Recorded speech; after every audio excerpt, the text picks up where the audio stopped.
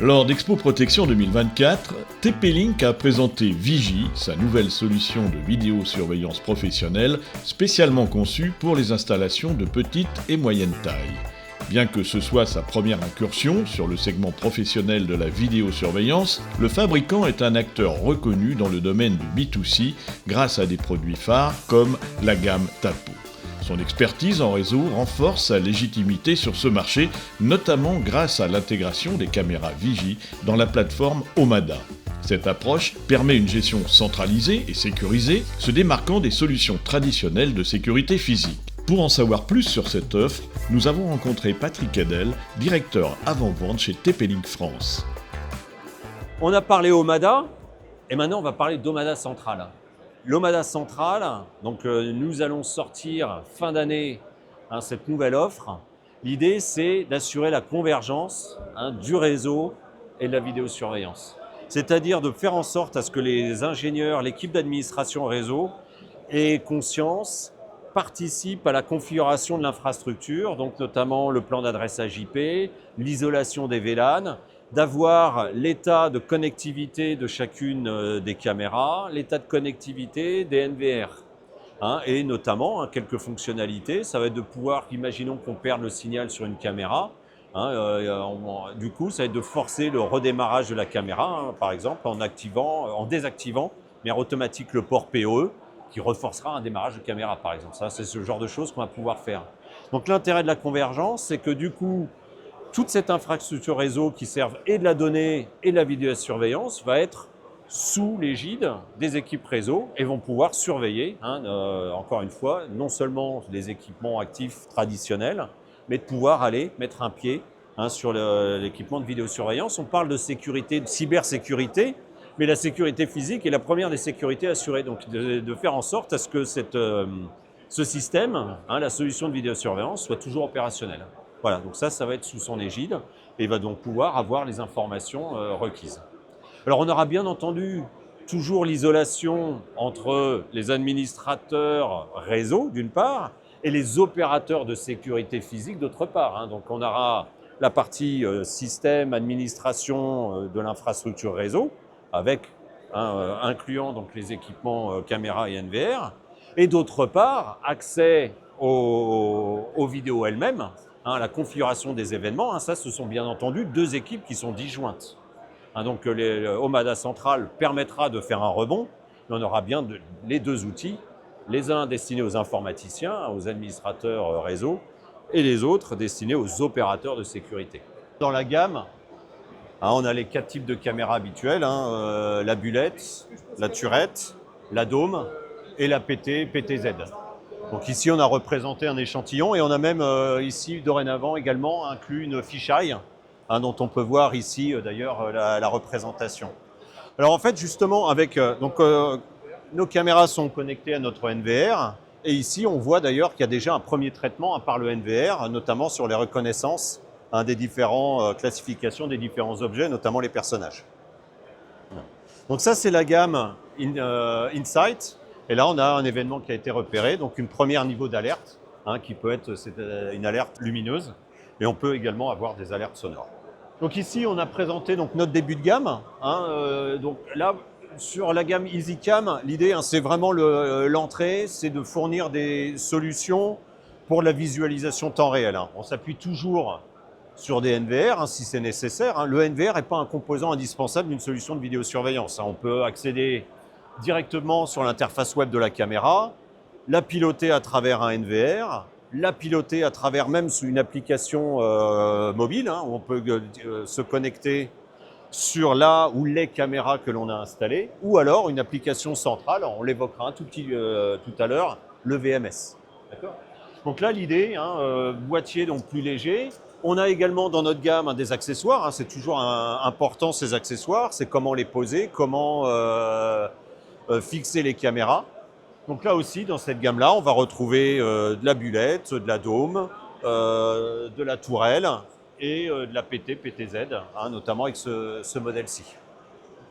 Donc on a parlé des caméras avec la gamme EasyCam, la gamme Insight Donc une solution de vidéosurveillance, en général, s'appuie donc sur les caméras, bien entendu, mais également sur des enregistreurs numériques, hein, ce qu'on appelle les NVR, Network Video Recorder. Et donc ici, nous présentons différents modèles. Notre gamme est assez large. Hein, l'idée, ça va être de couvrir des besoins de 4 jusqu'à 64 canaux et plus à venir. Hein. Notre gamme, elle est en développement permanent. Hein, donc l'idée, c'est de pouvoir couvrir les différents besoins. Alors soit des modèles tout simples, hein, comme celui-ci, hein, qui dit tout simple, dit peu cher, et des besoins plus étendus avec des modèles qui savent gérer, donc par exemple celui-ci jusqu'à 32 canaux.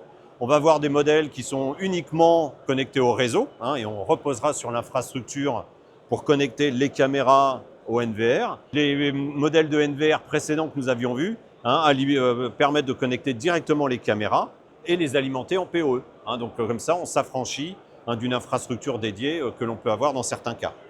Ah, donc les NVR, ils ont un certain nombre de fonctionnalités. La première, ça va être de distribuer, par exemple, d'assurer la configuration, l'adoption, la définition des adresses IP, et ensuite c'est toute la collecte des vidéos, hein, soit sur le flux primaire, soit sur le flux secondaire, d'assurer l'enregistrement soit permanent, soit sur des périodes de temps, ou alors sur des événements. Hein, on a vu tout à l'heure, hein, les fonctions d'intelligence.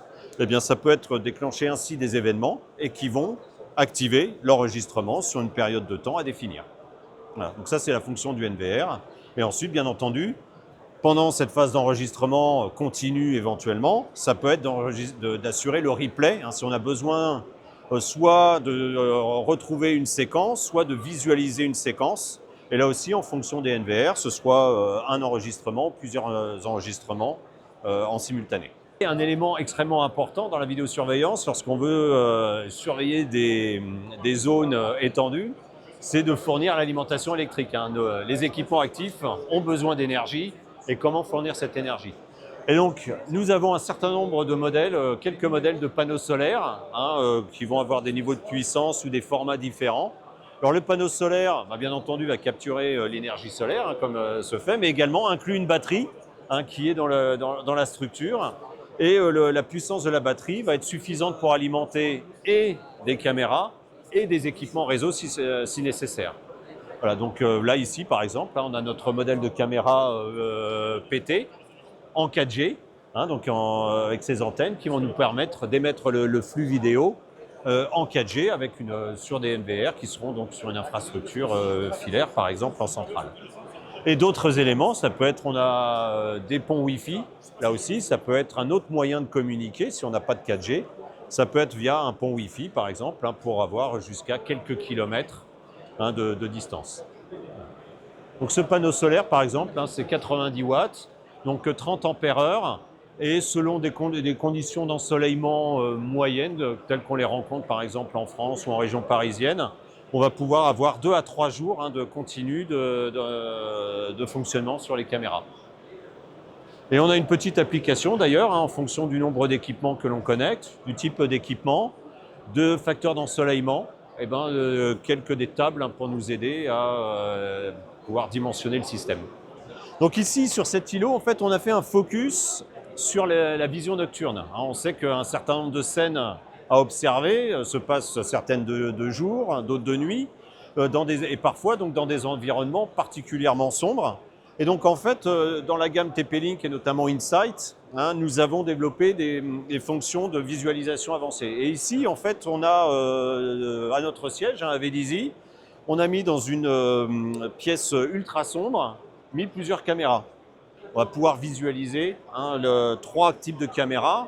Une caméra où on a activé la fonction IR, hein, donc infrarouge. Donc là, on a un éclaircissement, hein, une émission de lumière infrarouge pour voir la scène. Une deuxième caméra où là, on n'a activé aucun mécanisme. Hein, donc elle est en gros un petit peu comme l'œil humain. Hein, et donc là, on voit qu'on a des difficultés de vision, sachant que par expérience, hein, un humain qui rentre dans la pièce, il lui faut à peu près 1 minute pour distinguer et pouvoir lire le titre du panneau, Vigie. Voilà. Et troisième mécanisme, ça va être notre fonction Color Pro, qui là vont pouvoir donc restituer les couleurs, hein, ce que l'on n'a pas en infrarouge. Et là, c'est sans émission de lumière. Hein, c'est ça, donc on a des capteurs ultra sensibles, on a des capteurs plus gros, hein, pour pouvoir collecter les flux lumineux de la caméra. Et de voir les couleurs en vision nocturne, c'est important. Si on fait de la recherche de personnages, notamment, ou de couleurs de véhicules, est-ce que c'est un véhicule rouge, bleu? En infrarouge, ce sera à peu près les mêmes couleurs. Ce que l'on n'aura pas ici, est-ce qu'on n'aura pas en infrarouge, mais que l'on aura donc avec la vision colorée. Voilà, l'idée c'est de couvrir ces différents besoins. C'est une caméra spéciale? Alors, alors ce sont des caméras, hein, ce sont les caméras de la gamme Insight qui incluent les fonctions Color Pro. Donc on a dans la gamme une quarantaine, une cinquantaine de caméras. Alors différents modèles, donc on l'a vu tout à l'heure, on a parlé de Bullet, Turret, Dome, PTZ, Fisheye également. Et donc chacune de ces caméras va exister en plusieurs modèles selon l'ouverture, du 2.8, du 4, éventuellement du 6 mm. Donc on aura des angles de vision plus ou moins larges. On va les avoir également plusieurs résolutions, 2, 3, 4, 5, voire 8 mégapixels. Et ensuite, certaines auront différentes fonctionnalités, donc soit de la vision nocturne, soit des fonctionnalités de zoom motorisé. Donc on va essayer de multiplexer un petit peu toute la grille à la matrice de choix. Alors ce qui est important, TP-Link, nous sommes leaders de solutions réseau à destination du marché du SMB. Et donc en fait, on va assurer, avec TP-Link, on va assurer la convergence vidéosurveillance réseau. L'idée c'est d'appuyer l'infrastructure, les besoins de vidéosurveillance, connectivité des NVR, des caméras, etc. et d'utiliser donc les solutions réseau de TP-Link avec la gamme Omada. Donc ici, on montre quelques équipements de notre gamme. Alors, on a des mini-switch, on a des routeurs. D'ailleurs, un modèle 4G qui peut permettre d'assurer la connectivité, y compris lorsqu'on a perdu le lien principal. On a ici un switch extérieur qui va me permettre justement d'assurer, alimenter en PoE++ et de pouvoir redistribuer de l'énergie en PoE+, sur d'autres équipements qui peuvent être des caméras, des bornes Wi-Fi par exemple. D'accord ? Donc ce qui est important, c'est d'assurer la partie matérielle, donc la connectivité avec ces équipements actifs sur le réseau. Des accessoires aussi sont importants parce qu'en vidéosurveillance, on peut avoir de larges zones à couvrir et donc comment pouvoir s'affranchir de la limite physique du cuivre de 100 mètres. Donc on va avoir des répéteurs, on va avoir des transceivers fibres cuivre qui me permettront d'aller bien au-delà de la limite des 100 mètres. Et on a même des switches qui vont pouvoir étendre la limite de cette limite de 100 mètres pour aller jusqu'à 250 mètres sur du câble cuivre. Voilà. Donc ça va nous permettre d'étendre tout ce réseau et de pouvoir donc connecter nos équipements actifs. Alors là, j'ai parlé de la connectivité matérielle et l'idée, on a encore un îlot qui fait le focus justement sur la partie contrôleur de cette solution. C'est là où nous allons maintenant. On a parlé tout à l'heure d'équipements. Alors on a surtout présenté d'ailleurs des switches et des routeurs. Ici, on insiste un petit peu plus sur la partie Wi-Fi pour assurer la connectivité. Mais la chose importante ici, c'est surtout de parler du contrôleur. L'idée, c'est on va avoir un certain nombre d'équipements et c'est comment gérer, configurer, superviser ces équipements. Et donc ça va être le rôle de notre contrôleur, Omada SDN. Et alors ce contrôleur, en fait, on le propose sur différents formats. Soit du contrôleur physique, donc un boîtier à installer sur son site pour contrôler les différents équipements. Soit un contrôleur logiciel, donc à titre gracieux, nous fournissons le logiciel à installer sur un serveur du client ou du partenaire. Ou alors, dernière option, c'est d'accéder à cela au travers de notre Omada Cloud. Donc nous assurons l'hébergement de la solution pour le bénéfice de nos clients. D'accord ? Alors là, il y aura une souscription pour bénéficier du service, mais une souscription qui est modique. Okay ? Donc l'idée à travers le contrôleur, Omada SDN, ça va être donc de configurer les différents équipements, mais d'assurer une homogénéité de la configuration. Donc on ne va pas avoir le risque lorsqu'on fait une configuration de chaque matériel de manière unitaire. Là, on assurera cette homogénéité. Un VLAN sera le même partout, les subnets seront les mêmes que partout et donc du coup connus par chacun des équipements. Et enfin, c'est la collecte d'informations en continu pour assurer du reporting, de voir ce qui se passe, est-ce qu'il y a des incidents, est-ce qu'il y a une problématique particulière, les usages. Donc voilà quel va être également le rôle du contrôleur. Donc le VMS, Video Management System, C'est une solution, alors soit qu'on installe sur un serveur qui va nous permettre de piloter donc une infrastructure en général multi-site, multi-entreprise, éventuellement multi-rôle, ou alors on propose, TP-Link, on propose notre VMS Cloud qui va proposer ces mêmes fonctions, mais cette fois c'est nous qui assurons l'hébergement. La partie VMS, faut la voir en fait un petit peu comme le Omada, le contrôleur, mais cette fois pour la partie vidéosurveillance. C'est qu'en fait le VMS va me permettre de gérer en général dans un environnement multisite. Le NVR qu'on a vu, l'enregistreur vidéo, est en général localisé sur un site auquel on raccorde, on connecte de manière directe ou indirecte les caméras. Mais le VMS, ça va être de centraliser différents sites et de pouvoir assurer la configuration de ces différents sites, sur notamment de la détection d'alarme. Ça va être de pouvoir voir, alors c'est pas la fonction essentielle, mais de pouvoir collecter les différents flux vidéo pour afficher sur des panneaux. Vous savez, on voit les mires notamment des différentes caméras. Mais son rôle, ce n'est pas d'enregistrement. L'enregistrement est essentiellement sur les NVR ou des enregistreurs numériques externalisés. D'accord ? Donc en fait, le VMS va me permettre de collecter donc, tous ces flux et d'assurer la configuration de chacun des sites. Et notre VMS, on va pouvoir déjà lui assurer des notions donc multi-clients. Donc ça c'est intéressant pour des prestataires de services, vont pouvoir configurer, gérer, administrer leurs différents clients et isoler les trafics et les configurations des uns et des autres. Et vont également pouvoir définir différents profils.